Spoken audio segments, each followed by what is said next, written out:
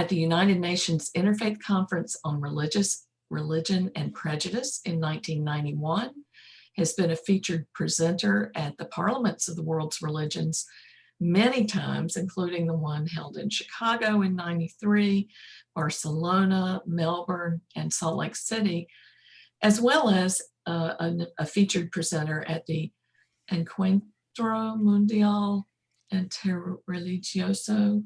How am I doing? Pretty good, pretty good. I took French, sorry. Sounds Italian. And the Diálogo Cultural Universal in México.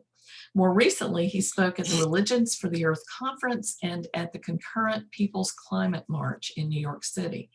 Andras also serves as president of the European Congress of Ethnic Religions, headquartered in Vilnius, Lithuania, and sits on the advisory board of the Ecospirituality Foundation, a United Nations Consultative NGO based in Torino, Italy.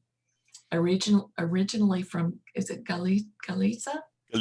Galicia, Spain. He lives with his extended family on a 135-acre pagan sanctuary and nature preserve in the Berkshire Highlands of Western Massachusetts.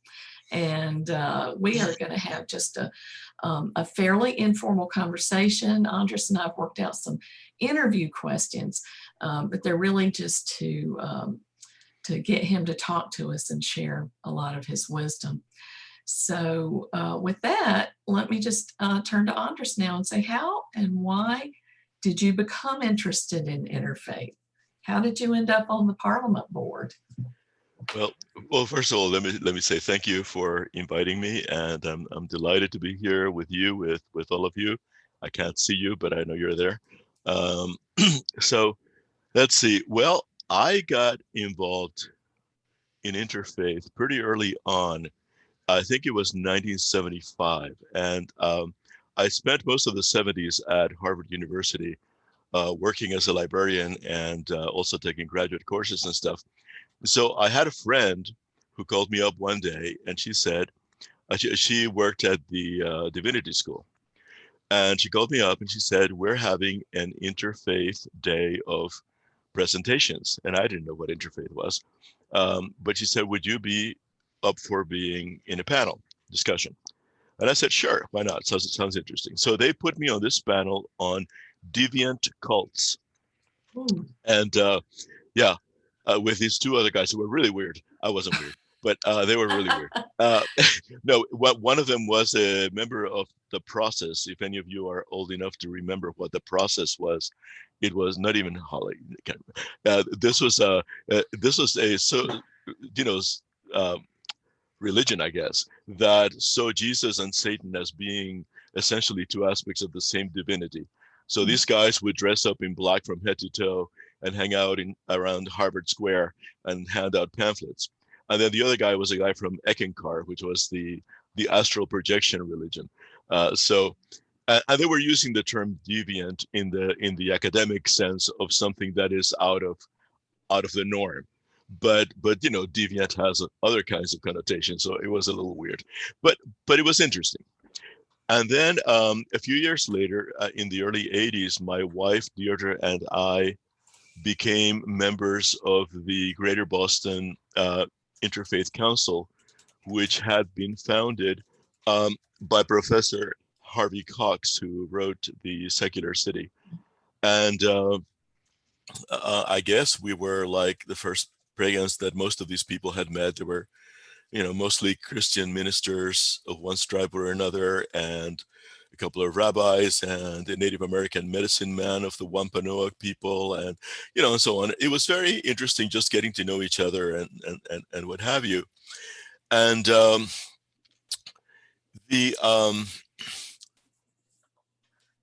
1991, I was invited, as you mentioned in reading my bio, I was invited to be the pagan panelist at this event at the United Nations, and it was again a one-day United Nations conference on the role of religion in eradicating prejudice.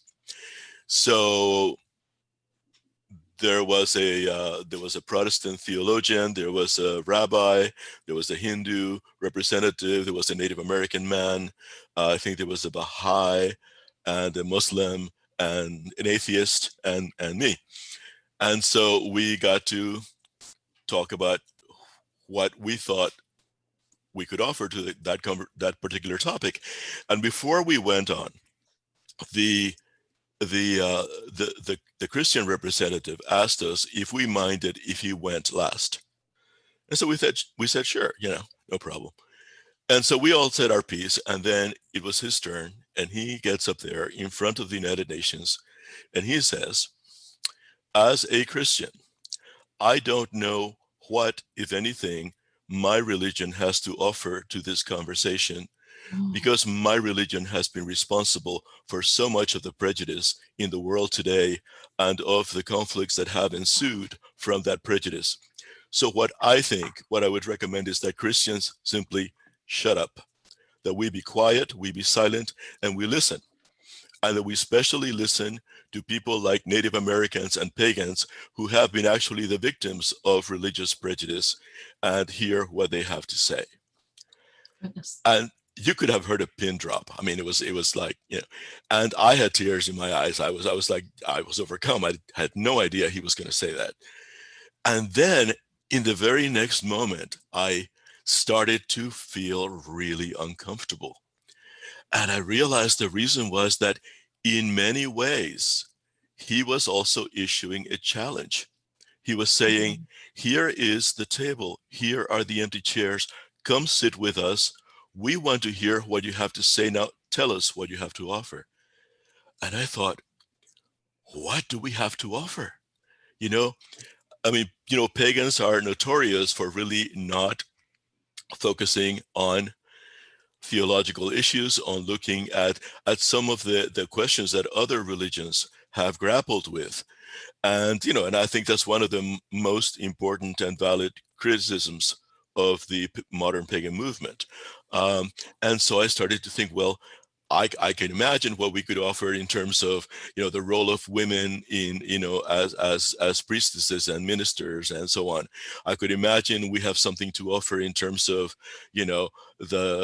the rights of LGBTQ people, and the environment and a number of things like that. But what do we have to say about world hunger, about poverty, about violence, and refugees or anything like that? And so it was a real kick in the pants in terms of saying, okay, we need to, or at least I'm gonna, get focused on trying to articulate some answers that are not going to be obviously the pagan responses to this, because there isn't a pagan response, but one pagan's response, or one pagan community's response, if we could get more people in our community to support that and to be part of the dialogue.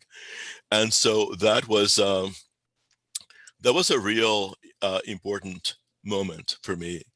And then a couple of years later, somebody in the Interfaith Council said, hey, these people in Chicago are organizing this thing they're calling the Parliament of the World's Religions. And I guess there was something back in the 19th century, and they're bringing it back, and maybe we should look into it. And so we went, and my community brought like 30 people to it.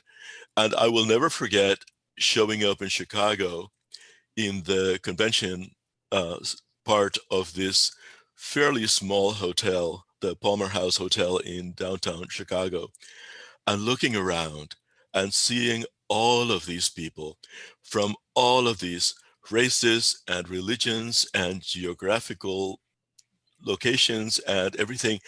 And they were talking to each other, and they were respecting each other. And I thought, I need to be part of this. This is somehow going to be part of my future, because this is important. This is a way that we can actually, as pagans, make a difference in the world by being part of this movement. And so I did. And then in 2006, Angie Buchanan, who was the first pagan trustee of the Parliament, asked me if I'd like to be on the board, and I said, sure, might as well go in, dive in. And so I worked.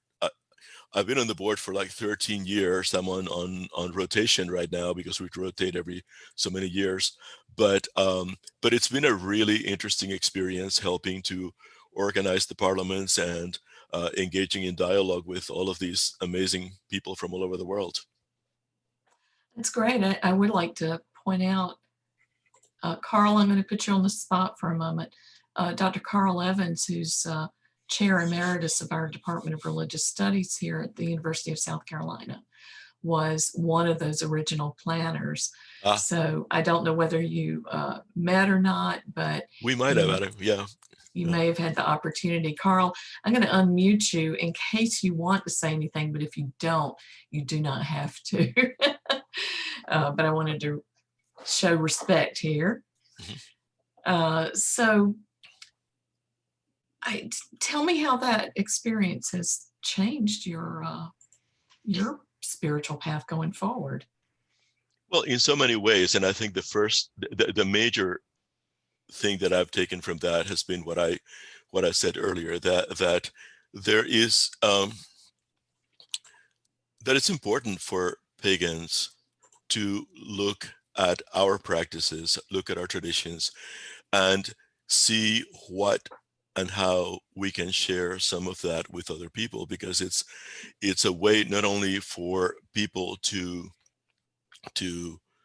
get to know us and to understand us better, and in some ways it provides us a certain level of protection from people who think ill of us, but I think it's also a way for us to learn more about ourselves and more about other religions. I certainly have had the opportunity to meet some really interesting, fascinating, wonderful people from all over the world. I've had many opportunities to travel and places that I never thought I would go.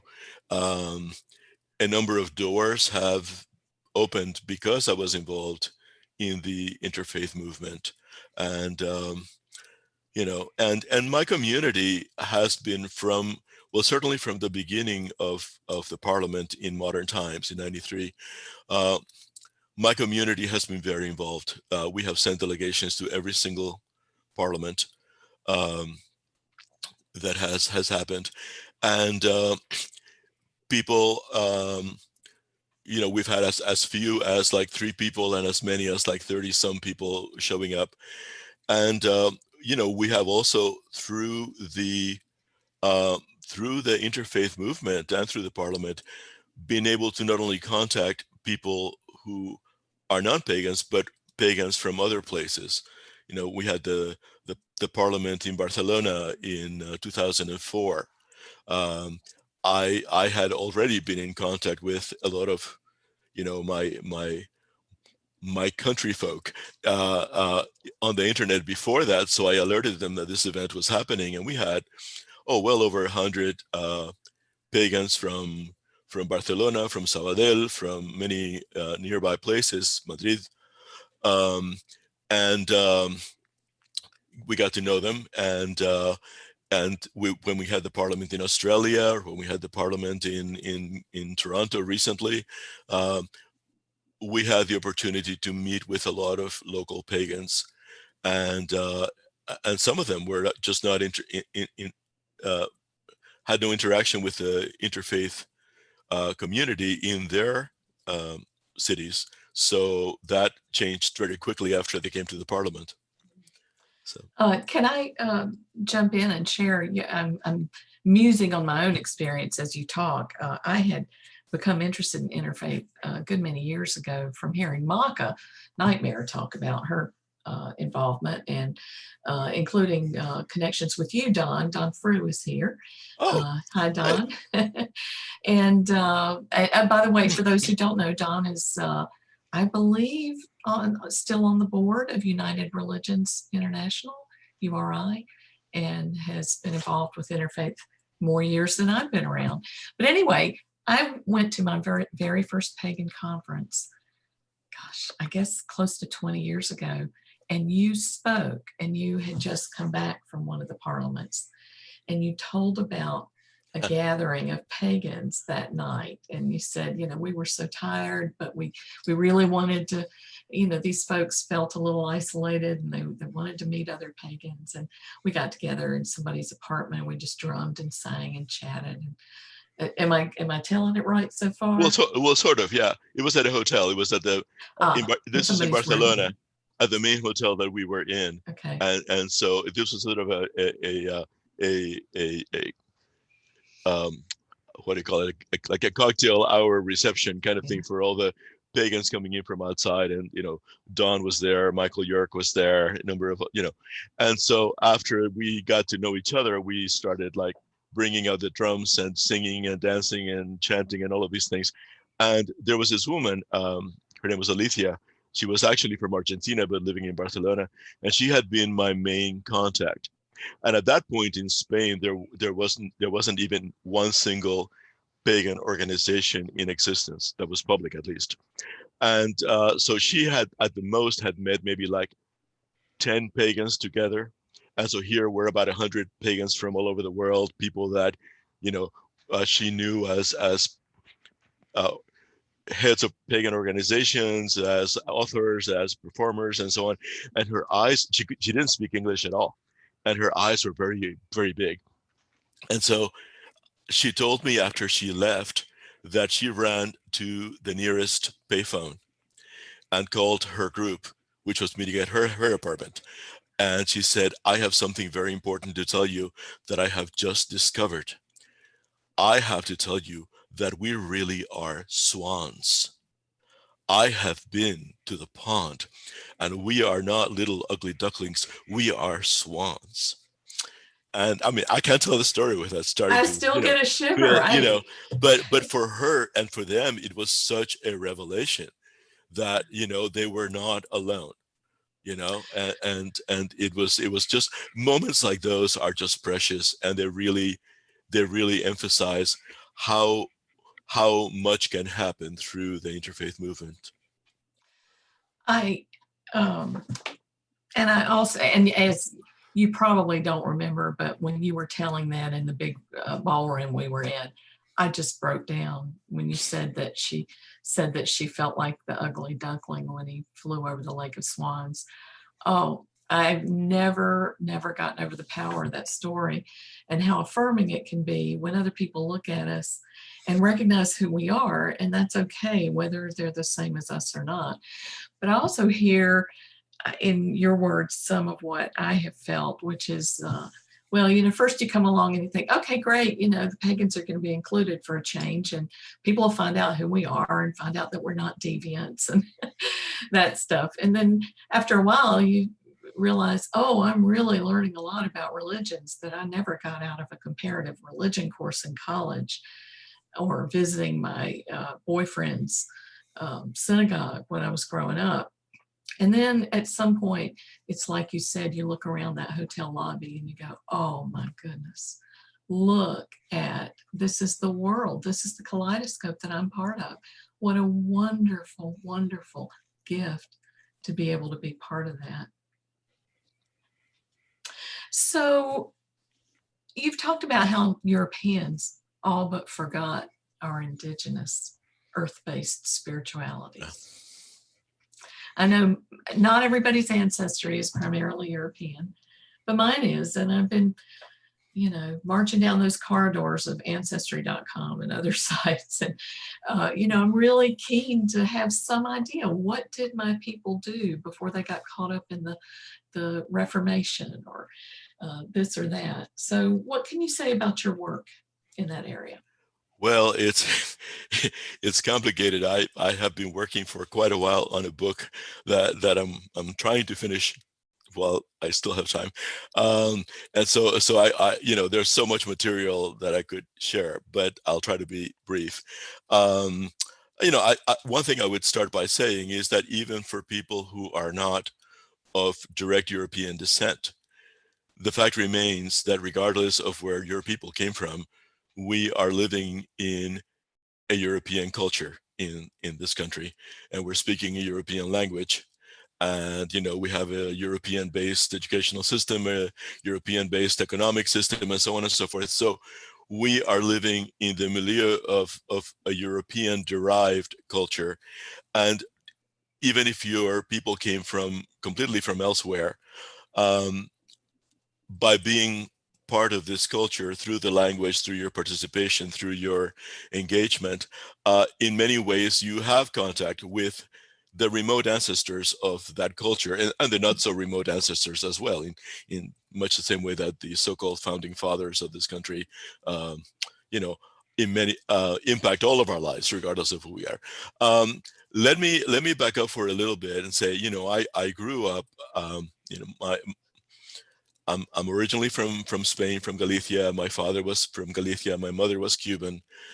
So I grew up in Spain, in Cuba, and then later in Puerto Rico, and then finally, came to the States and have lived here the rest of my life.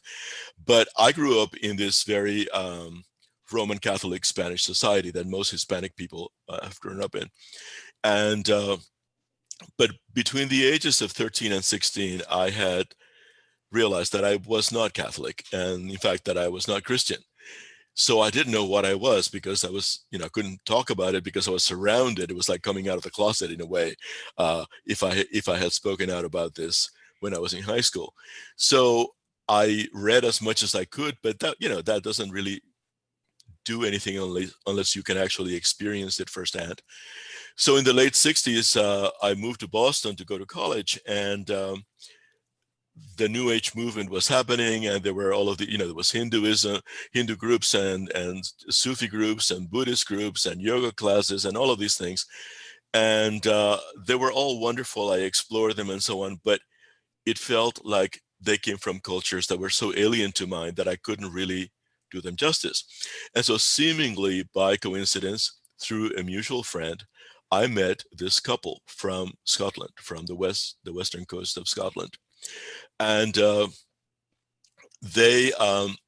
we were put together because our friend thought that we would get along really well with each other, and we did. And they came from what originally had been a Gaelic-speaking family from the West Coast, what's called the Gaeltacht, the Gaelic-speaking, what remains of the Gaelic-speaking culture of the Highlands. And they had these practices in their family, which, as they put it, they had forever. And they were not formalized, they were not structured, there was not like a structured religion of any sort. They were like, it was first and foremost a way of relating to the world. And it was very much nature-centered. And they had these spiritual practices that they carried on, and they had these concepts of how a sort of cosmology that certainly was not at all Christian. In fact, they were very anti-Christian. So they said that people in their family in the past some of them had been accused of witchcraft and things like that. So because of these practices, but they were healers, they were seers, they were, that's the kind of thing that they did in what essentially was a rural society. And so they had these things that were very rooted in not only that particular culture and that particular language, but that particular land. And here we were in Boston, so it was a bit of a stretch, so to speak. But I was fascinated because it was the first time I'd found anything that really felt like this makes so much sense. So I wanted more of it, and I asked if they could teach me something, and they started teaching me something, and they became my teachers. So I guess about 5 years later or so, they had left the area and moved away, and I was kind of grasping at straws. And at Harvard, I met this Native American medicine man. Well, he wouldn't call himself a medicine man. He was a holy man. But we hit it off, and we had a few long conversations about who we were and what we believed and what we practiced. And we found some really strong similarities in our view of how the world works, about spirit, about death, about our relationship to the natural world, etc. And so at one point he said to me, it seems to me that what your teachers taught you was some kind of native tradition of Scotland, in the same way that my tradition is native to this land. And somehow I had never put two and two together, and something clicked, and I thought, this was an indigenous tradition, so I began to look into what that meant and research other places and stuff. And then eventually they had put me in touch with some people to talk to in Scotland and Canada and what have you, after they had left. So I began trying to see if there were other survivals, if what they had was a survival of an indigenous practice from Scotland, were there others? And so I started doing that, and then eventually wondering whether there were people in other parts of Europe that had similar kinds of survivals. So over the past 45 years, I have traveled to almost 40 different European countries and discrete ethnic regions, trying to talk to people whom I had been put in contact with, trying to ask questions, trying to see how much they could tell me. And I found about a dozen cases where I felt pretty sure that this was a surviving native tradition to that particular area.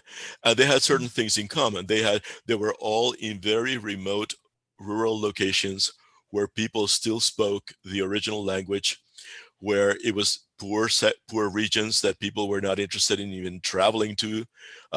They were very suspicious of me because they never had people from outside coming, much less asking these kinds of questions. So, I mean, it really took a very long time to get enough people's trust and engagement that I could learn more about it. But it became evident to me that if with my own meager resources, I could find, some of these survivals, there must be more. And so I began to develop, based on what I had learned from them, a narrative of what had happened and what who they were. And of course, if you think about it, because this is something we never think about, there had to have been indigenous peoples in Europe, and because there had to be. And but when we think in Western culture, when we think of the word indigenous, we automatically think of dark-skinned people, and we think of people in tribal societies, and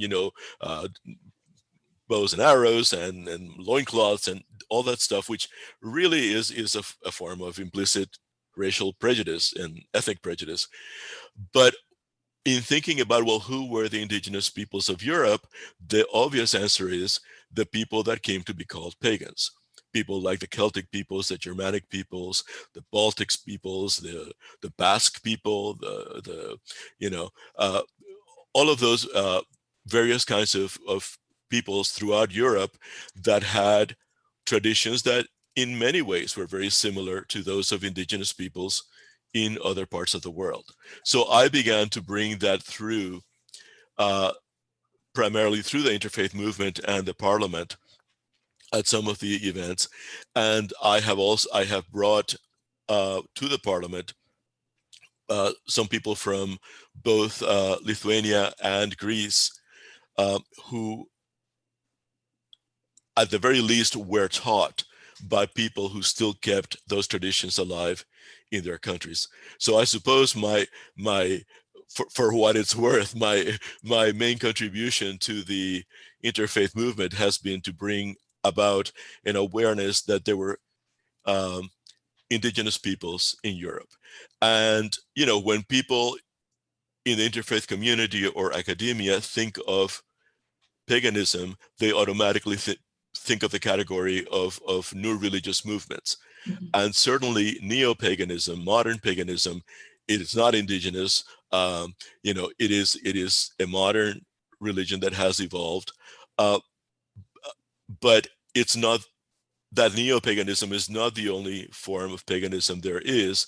And while the European peoples that I've met are very, they're not really connected to the pagan movement as such, they think of themselves as pagans and use that word very often to describe themselves. So there's also a category of paganism that barely survives that can be considered indigenous.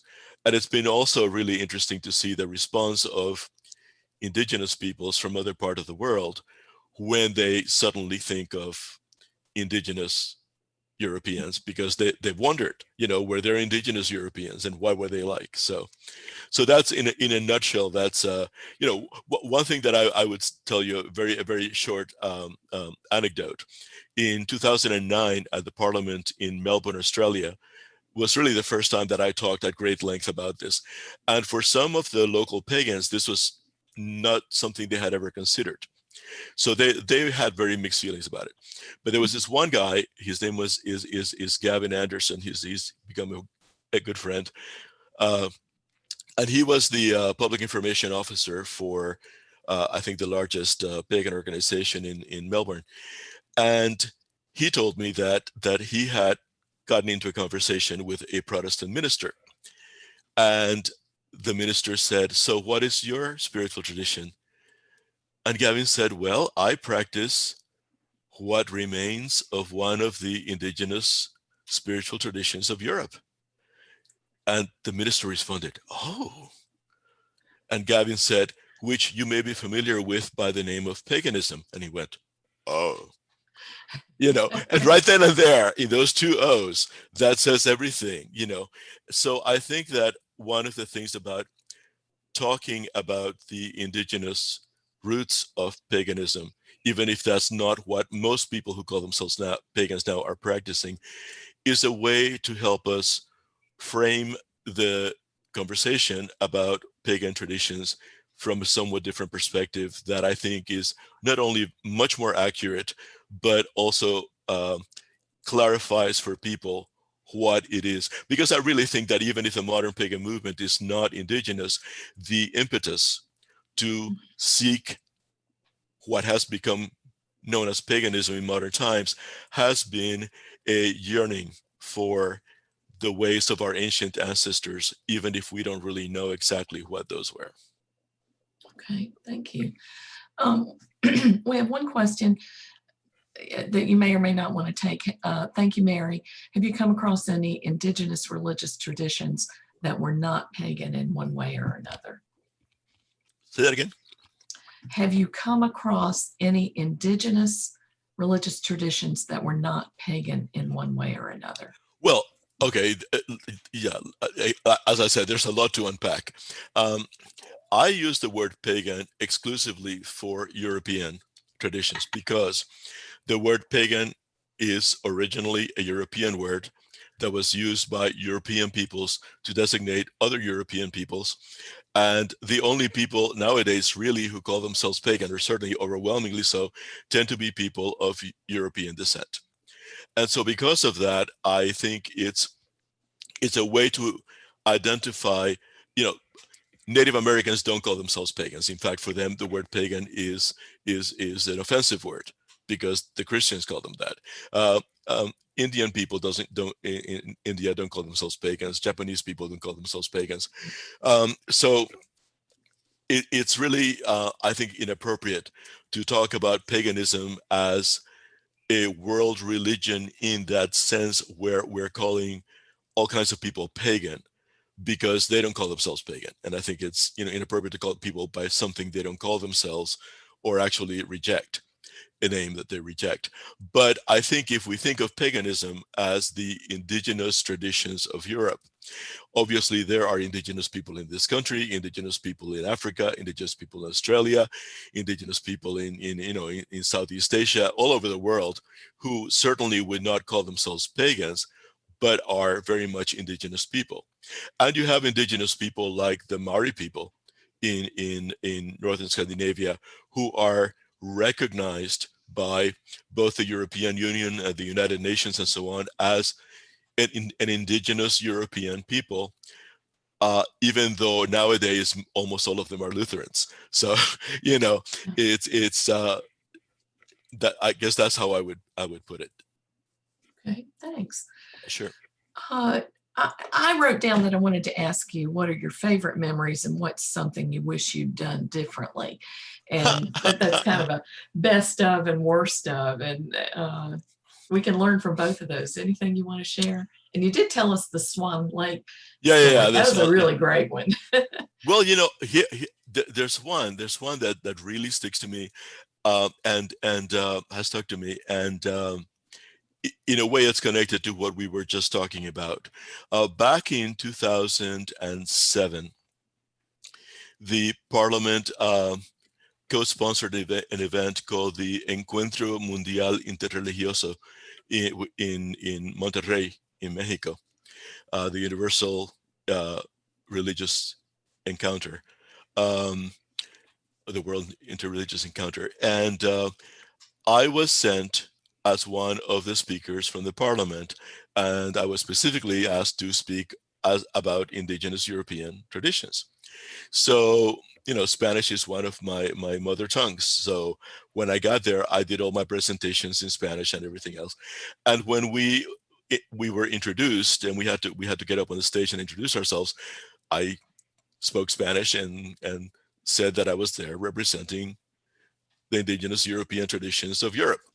And there was some kind of a stir from some people. I couldn't tell what it was. But then after the introductions, and when that was over, all of these people came forward and they wanted to have their photo taken with me.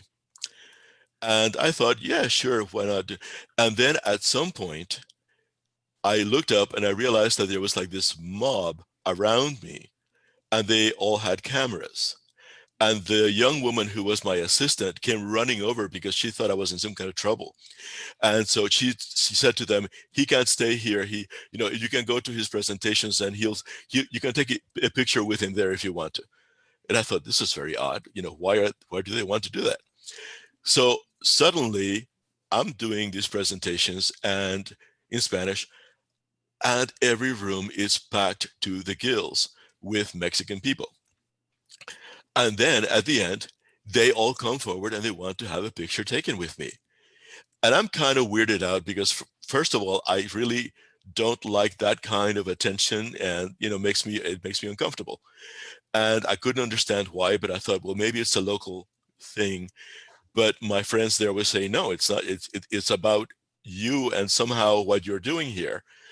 And so the second time it happened, I finally said, look, I need to know why. You know, I'm not a famous person. I'm not an author. I'm not a world religious leader. I'm nobody. You know, why do you want to have your picture taken with me? And they were like, oh, because you're nice, because we like you, because this, because that. And then this guy got up and he said, well, actually, it's because of this. Because as Mexicans, we honor and venerate the indigenous ancestors whose blood we carry.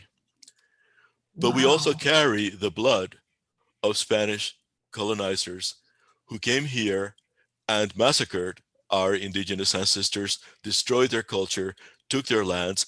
And so when we think of the European side of us, we don't know what to think. It's like we hate these people, you know, and so we have this conflict that we live with all the time. But now you're coming here and telling us that if we go further back in history, we actually have ancient European indigenous ancestors who suffered the same fate as our indigenous ancestors here. And it makes us feel like we now have the final piece that we were missing of the puzzle of our lives, that we are complete, and that we can now honor our indigenous ancestors on both sides and feel at peace. And you know, I was like, take all the damn pictures you want. I'll stay here forever. You know, just go ahead. You know, but it clearly made such an impact on these people, and and it was heart wrenching, and it was so moving, and you know, sometimes just an awareness of something is enough to transform somebody's life. And I'm still in touch with some of those people, like all these years later, and they're good friends, and it was quite a wonderful moment. That's a great story. Yeah. Okay, what about one that didn't go like you planned? And Oh.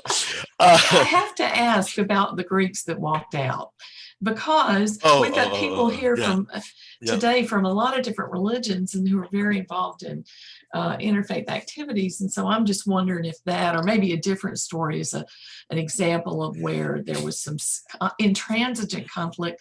And what do you do? How do you handle that?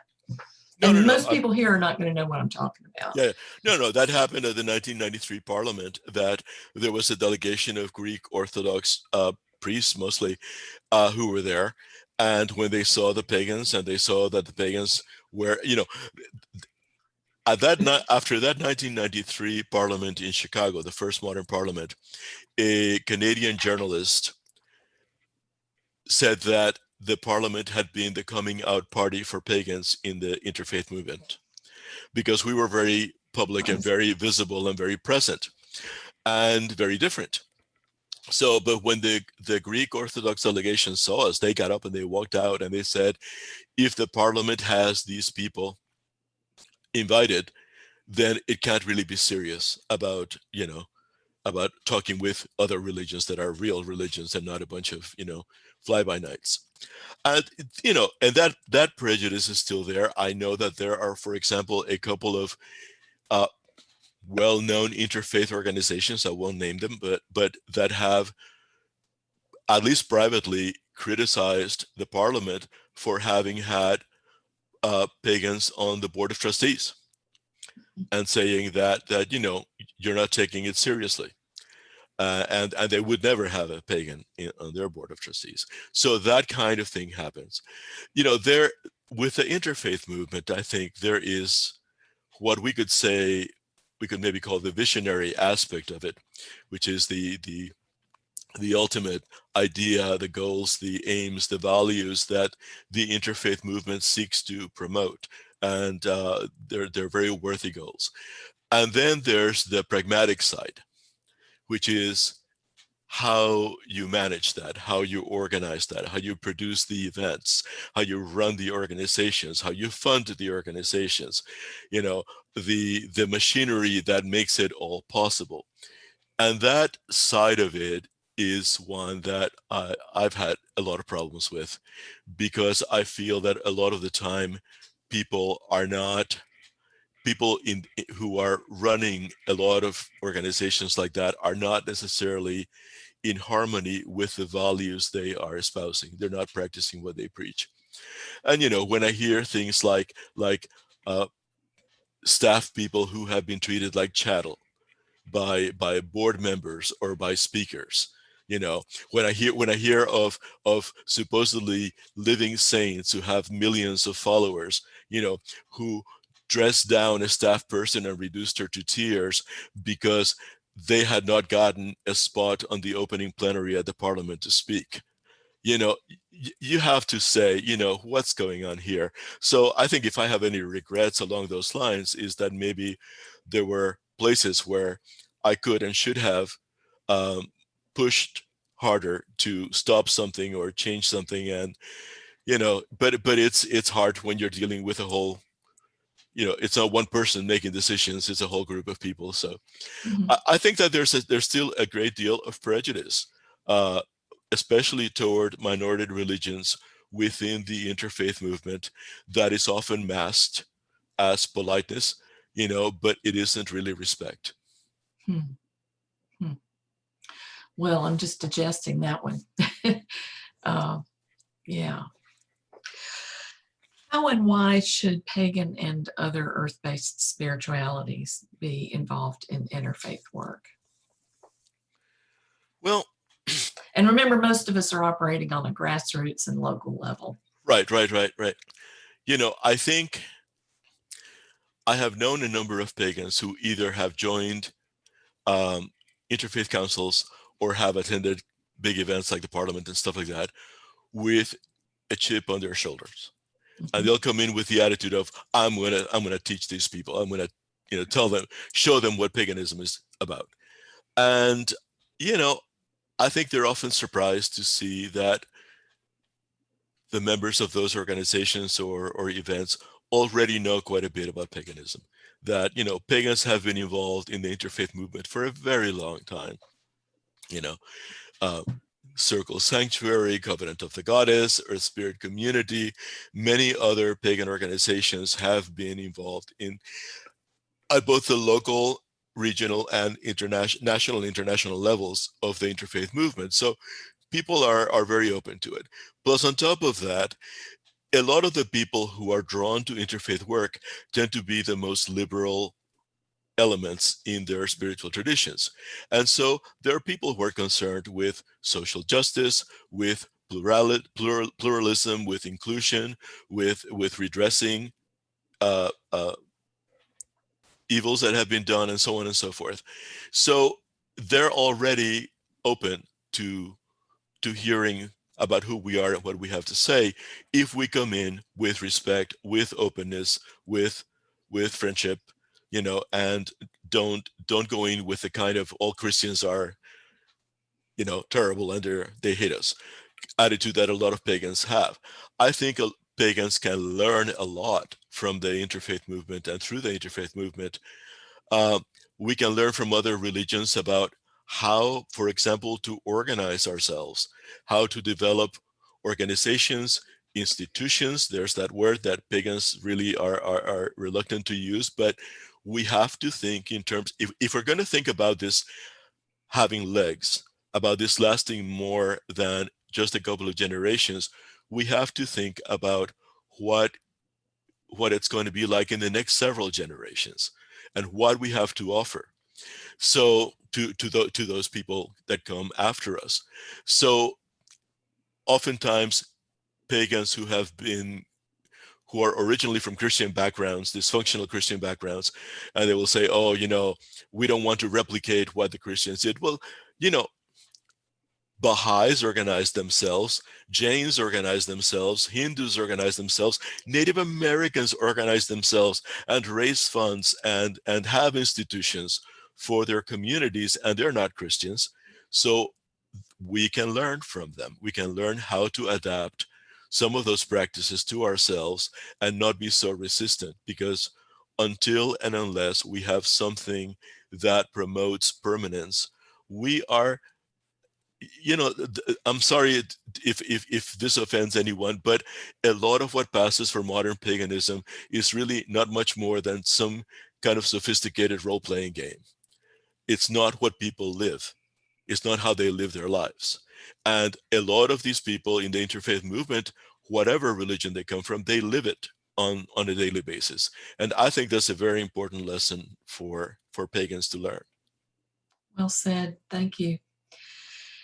I had on our list of questions, what can other religions gain by engaging with pagans? I think you addressed that at the very beginning. So I want to jump to something else, which is when I called you on January 6th, and I, and I said, help, I'm the public information officer. We're not supposed to be political, but we have to say something, but we shouldn't, but, and you said, of course you have to say something.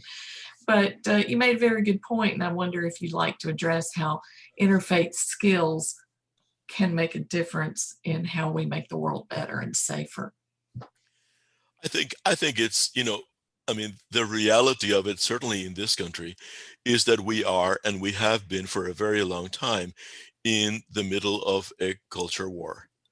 And that culture war has many faces, but it's still fundamentally the same culture war. And one of the things about that culture war is that one side of it is coming from a perspective that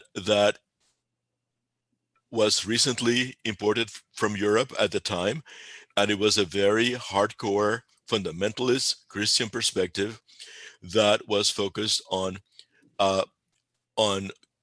religious colonization and on domination and on slavery, and had already done some of the things in Europe to other European non-Christian peoples as they were about to do to indigenous peoples here and in Africa and elsewhere. And so that has been the core cultural foundation of this country for a very long time, and it's been changing for quite some time, but there's still a refusal to deal with it. You know, when I first moved to Boston in the late 60s, I attended Boston University, and one of my professors was Howard Zinn, who wrote A People's History of the United States. He was just a remarkable man, but he was beginning to work on this seminal volume of having the voices that had never been heard in American history suddenly be heard. The voices of poor people, the voices of Black people, of women, of indigenous people, of Latinos, of, you know, the disenfranchised, the leftists, you know, and so on. And we are now at a point where that war cannot really be denied, because the country has become much more, you know, pluralistic, whether anybody likes it or not. And so we have to figure out a way to mediate that, to heal that divide. And I think that the interfaith movement provides a model of how people who have often fundamentally different and even conflicting systems of belief and faith and practice um, can work together and can get to understand and know and hopefully respect one another, and then find common ground and then work together to address a lot of the vexing problems that we have. And I think if religions that have been at odds with each other and have fought wars against each other for centuries and centuries are able to sit down at the same table and do that effectively, then so can other people.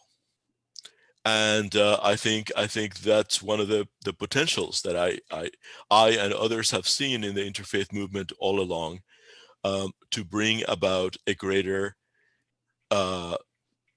awareness of our differences and provide tools and vehicles for reconciling those differences and emphasizing our similarities. So I think it's very important. Okay, thanks. I've got a couple of questions from our audience. One is Taba asks if you have met at the Parliament Imam Abdul Malik Mujahid. Of course.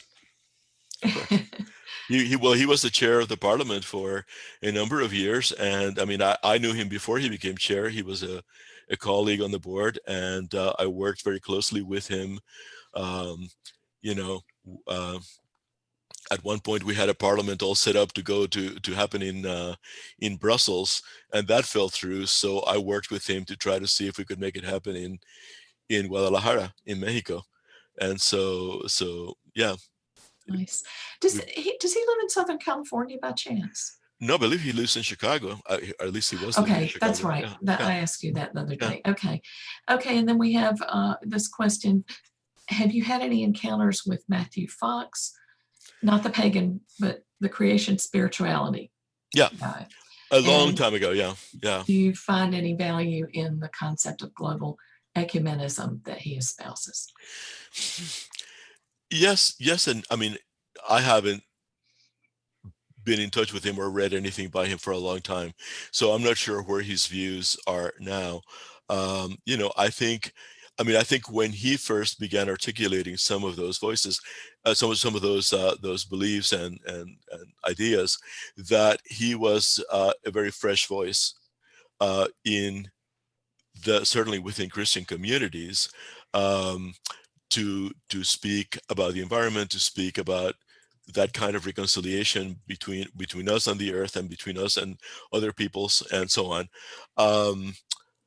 I think one of the things that I have a problem with, to some degree, with liberal Christians who still are coming from a very Christian background, is that they tend to have this attitude of God created the earth for us to be its stewards. And so we have an obligation to be good stewards of the earth. in my spiritual tradition, we have, because the earth is our home, and in my spiritual tradition, we have this different attitude that the earth is not our home. The earth is what we are. You know, the earth is the air we breathe. The earth is the water we drink. The earth is the food we eat. The earth is the stone and the mud and the wood that we build our homes from. The earth is not separate from who we are. We're not separate from the earth. So we're not stewards of anything. You know, we are intrinsically a part of the natural world. And so I think I remember him talking about stewardship a long time ago. So I think I would certainly see that as a difference in perspective. Mm-hmm. Okay, thank you. Don has been making comments throughout the talk, and I wondered if you would mind if we let Don pop in for a minute and of course share with us. Don, I'm particularly interested in how your work with the disappearing languages group might intersect here. Actually, it's Lost and Endangered Religious Traditions. Thank you. Lost and Endangered Religions. There's actually Religious a lot traditions. of Okay. working on endangered languages. And so we were trying to work with communities where either traditions were in danger of being lost or they had been lost at some point, but some academic had recorded them. Okay. So like no one remembers the birthing song anymore, but somebody in 1900 recorded it. Right. You know, how do we make that connection again? Yeah. So we've mostly been working, excuse me, in South India, you know, the Tamil community. But now I've been working just recently in Guatemala with a teacher there who unfortunately passed just a few years ago. But before he passed, he asked if we would record, digitize all of his teachings, which he'd written down in 14 books in Spanish and Maya glyphs. Wow. Which Wow. no one knew anyone wrote Maya glyphs anymore. Wow. But he only had one hard copy. And so I said, you've got to have more than that. So he left instructions for us to digitize it. So we're making arrangements for that. That's So great. those are our two main projects right now, two areas. That's great. But I just wanted to jump in and say hi and watch. Hi. I wasn't intending to speak up here at all. Oh, I'm so glad you did. So good to hear you. your voice. Yeah. Do you want to say anything about URI while you're in here? You said I was still on it. Actually, I termed out on their board just a couple of months ago. Okay. So after 18 years on the board of the United Religions Initiative. Yes. Yeah.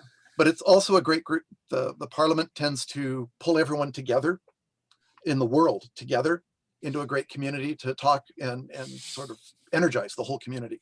Mm-hmm. And the United Religions tends to have lots of small local groups all around the world. So we work together very harmoniously. Just approaching it from different angles and doing different things. So great groups. I would just recommend that people check out both groups. The thing I said in the crawler or in the chat that I would want to bring up is that we come to this interfaith not just as a religion, but also as practitioners of magic. And I always note that when you're doing spells, doing rituals, one of the things you do is you create in miniature or in microcosm in the spell what you want to see happen in the world. And I think that when we're coming together in interfaith gatherings, we're creating a microcosm of what we believe we can create for the entire world. Ooh. So I think in doing our interfaith work, we're actually working a great spell to change the world for the better. And so I always say to people when they're thinking of going to an interfaith thing, I say, come see what the world can be. You know, it's possible for us to not only tolerate each other and work together, but to enjoy each other's company.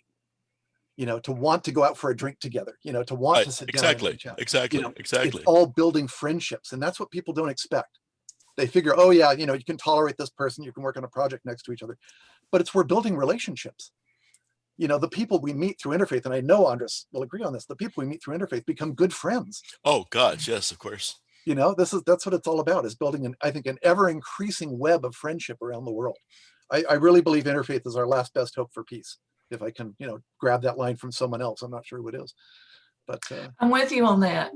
When I tell people that sort of thing, I think they think I've gone off the deep end, but honestly, it's like I told a group of reporters a few years ago in the middle of the Syrian refugee crisis, this is not a kumbaya moment. This is no longer woo-woo. This could save our lives.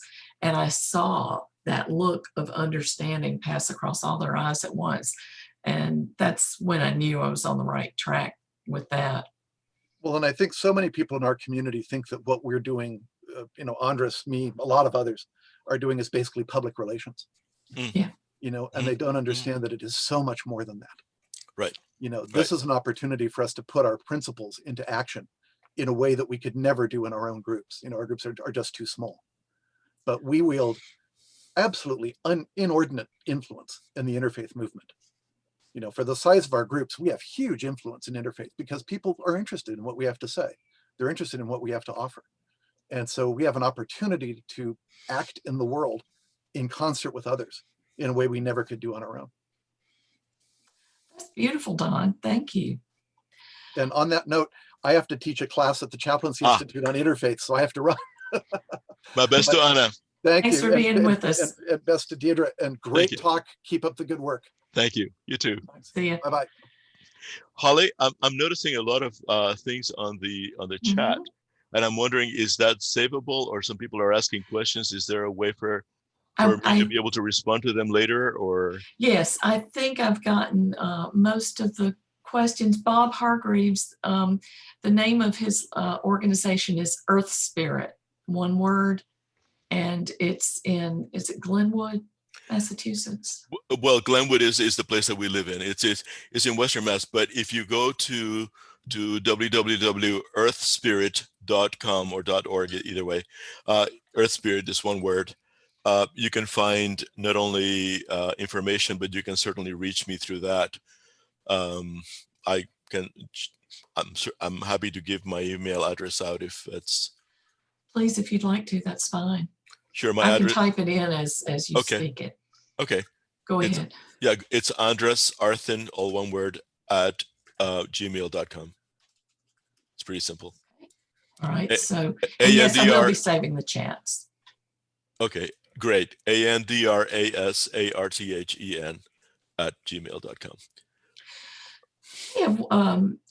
And if anybody has a burning desire or question, please put it in the chat box. But I did want to ask you, we have, as I mentioned, a group of Cherry Hill students in attendance today who are taking a course called Interfaith Leadership. It's not a beginning interfaith class. It's how to get out there and do the work. They just started. Excuse me. So I wonder what advice you would have for them. Well, first of all, I'm delighted to hear that. I think that's just wonderful, and I think Cherry Hill is to be commended for having these classes. You have a great teacher, and I think maybe more so than advice, I would offer some encouragement. Some years ago, the Parliament started a task force called Educating Religious Leaders for a Multi-Religious World. That's what it was. And I was part of the task force. And so we had a number of meetings and so on and so forth. And the idea was to identify the ways in which different religious communities taught their clergy. In some cases, some of us didn't really have clergy as such, but but what kinds of things did we focus on? What did we emphasize? How did we teach? Who did we teach? How were they selected, et cetera, all these things. And it was really mostly geared at Christian seminaries. There was a Native American woman on the task force and myself, and we kept commiserating because we couldn't really answer the questions because it didn't really apply to us. But be that as it may, at one of those meetings that I was at, Dr. Paul Nitter, who some of you may know, who was or still is, I don't know, the professor of theology at the Union Theological Seminary in New York City. He made this statement, which really stuck with me, and so I try to repeat it, especially in contexts like this. And Paul said that in the 21st century, religious education for in seminaries and religious schools, but religious education has to be interfaith education. and that if it wasn't interfaith education, then those institutions were not serving their students well. Because in an increasingly global society, in a pluralistic world, we have to think in terms of interfaith. And so I think that what you're doing is really cutting edge, because it hasn't become mainstream yet. We're still, after all of these years, we're still nibbling at it. And there are people who are very wary of interfaith work. They see it as being, oh God, what's the word? I can't think of the word right now. But essentially as being relativist. And not sticking to scripture and this and that and whatever.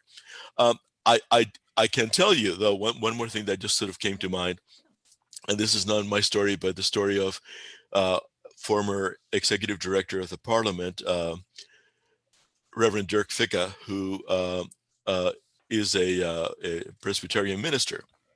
And I'm going to paraphrase because I don't remember the exact things he said, but back in the day when he was still executive director, he was invited to speak to a national Congress of Presbyterians. And so he gave a talk entitled, "What's the Big Deal About Jesus?" And of course, it was, everybody came. And what he essentially said was this: I was raised as a Presbyterian. I grew up and I went into Presbyterian seminary to become Presbyterian minister. I have a congregation in Chicago, so I am a Presbyterian. And I was taught from childhood that there's only one way to salvation, and that is by accepting Jesus Christ as your Lord and Savior. But as executive director of the Parliament of the World's Religions, I rub elbows every day with Muslims, with Jews, with Baha'is, with Jains, with Hindus, with pagans, with Native American people, and these are really good people. These are people just like you and me, people who love their families, people who want to do good in the world, who have good souls, who are ethical people, moral people, and stuff like that. I find it very difficult to believe that the God of my religion, who's supposed to be all-powerful and all good, hasn't figured out a way for those people to also reach salvation. And so I have to believe that he can do that, because, it doesn't make sense that he wouldn't. So if that's true, then what's the big deal about Jesus? Because they don't believe in Jesus. They haven't accepted Jesus as their Lord and Savior. So is it really true that Jesus is the one and only way? He got so much, hate mail from Presbyterians and other Christians and so on and so forth. But I think the essence of the message that he gave was that when we look around the world, we see diversity.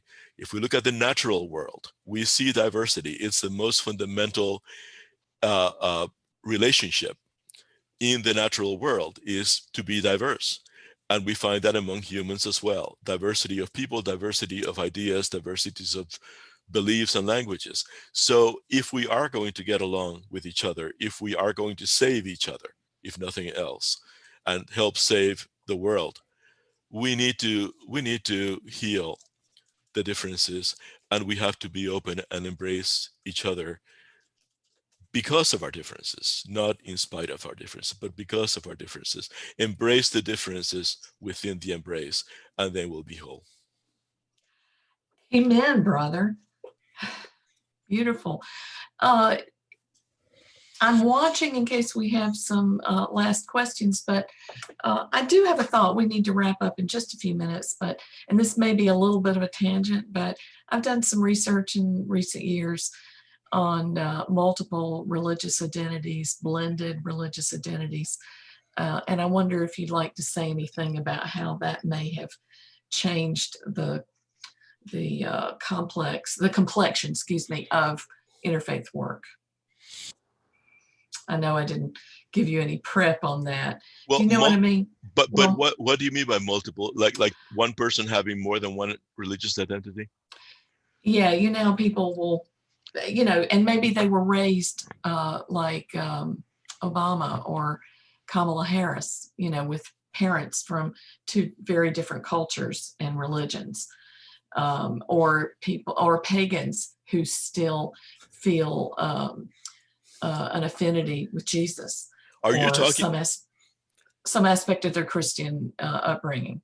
Are you talking about Christo-pagans, Holly? Are you opening that door? Why not? Well, you know, I mean, I think we need to be open to all possibilities. As someone who was raised Catholic and has, you know, been pagan for most of my life, I find it really hard to believe how one can really reconcile being really a Christian, I mean, really a pagan. You know, when Christianity's fundamental core root belief is there is only one God, only one true God, and it's my God, and all other gods are, you know, are not real, are not true, are not the one true God. It creates an adversarial relationship implicitly. And so I think most Christians are not stuck there. I think most Christians don't sort of gloss over that, even though that remains the core tenet of Christianity and hasn't really been abandoned by most Christian denominations. So that's sort of like underlying all of that. But I think people can emphasize other aspects of Christianity that are more congruent with paganism. You know, we put on an event every year, we've had for the last 40 odd years, called Rites of Spring. It's a big pagan festival in Massachusetts. And for a number of years, one of our attendees was a Roman Catholic priest. And he would come primarily because he loved to drum at the fire circle. And that was sort of like his, you know, his spiritual retreat was to come to Rites of Spring and drum at the fire circle. But every Sunday, he would go off in the woods to celebrate Mass because he had to. And so some of us started joining him just because we wanted to support him, you know, and he wasn't trying to convert any of us. We weren't trying to convert him. So we were coexisting and attending each other's events and being clear that there were boundaries, but still. And there were some people who were very upset because they were like, you know, how dare you bring a Catholic priest in here and do the Mass and you attend the Mass, you know. So I think we need to get off of those, you know, high and mighty pedestals and be more down to earth with each other. But we also need to be cognizant of the fact that some of these differences in religious belief ultimately will surface. And especially they tend to surface when people are in stress or stressful or critical conditions, when they're up against the wall and suddenly they revert to, you know, dogmatism and so on. And so we have to be aware that that's there. I think that Christianity and paganism are mostly incompatible, but I think that there is a certain room for common ground. And, you know, in Ireland, Scotland, places like that, Christianity and paganism have blended, and there have been interesting, you know, syntheses of both, syncretic forms of Christianity and paganism. So, you know, I think it's something that is an interesting thing that we also, I think if that suits somebody, it's not a problem. I also think we need to be careful about not diluting what little remains of some of the original pagan practices, because, you know, the default is Christianity in our culture. And so we have to be a little wary of crossing that line too much and losing what little we have. Okay. And I see somebody posted, some folks say that pagans can be Christian, but Christians can't be pagan. And I would like to have a little bit of a last word there, that one of the first rules of interfaith to me is I don't tell you what to believe, and I can believe what I want to. So I guess that applies here too. But I appreciate Sure. your recognition that there are some distinctions, and it's part of the complexity and diversity that makes the world beautiful. Yeah. Yeah. Let's see. Anything else? Okay. A lot of people are fretting about the chat. And yes, the chat, Zoom saves the chat. So I will be happy to share that out with everybody. And if for some reason, it also gives me a list of who attended. So if for some reason you don't hear from me in a couple of days, just ping me. You can reach me at chs@cherryhillseminary.org. I have other email addresses, and this is not a Cherry Hill event, but it all comes to the same place. And that's the easiest one to read out to you. And I want to thank all of you for coming. And most of all, thank Andras for taking your Saturday afternoon Well, that's my to pleasure. be with us and to share. We're just so grateful to be able to receive from your wisdom, and get a lot of comments and thank yous in the chat box too. Thank you so much for having me. It's been a great pleasure, and I hope that the only thing that I regret is that it's not like an in-person thing where we can see each other and have actual conversations. So if you want to talk about any of these things, please don't hesitate to write me.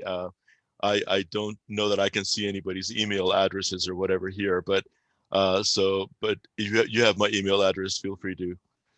Okay. It's in the chat too. Oh, okay. All right. And everybody who's celebrating South Carolina Interfaith Harmony Month, don't forget to go to that website, interfaithpartnersofsc.org, and click on the Sikh drummer there, and you'll get the whole schedule. There's still a bunch of stuff going on, and hope to see you at some other things. So thank you for being here, and farewell. Andras, let's you and I hang out for a minute. Okay.